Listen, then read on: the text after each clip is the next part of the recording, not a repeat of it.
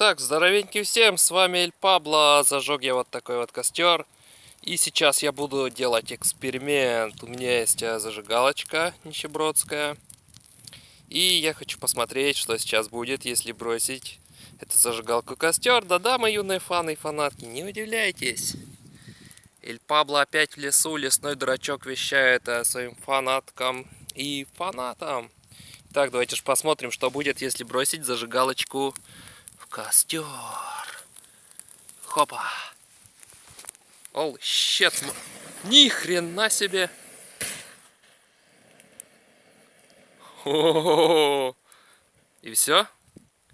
Что-то я ожидал реально большего. Всего лишь это и все. Я думал, тут все взорванется, как в Хиросиме, Нагасаки или на Чернобыле. Что-то фуфло какое-то полнейшее, вообще неинтересно. Херня какая-то получилась, вообще ни о чем.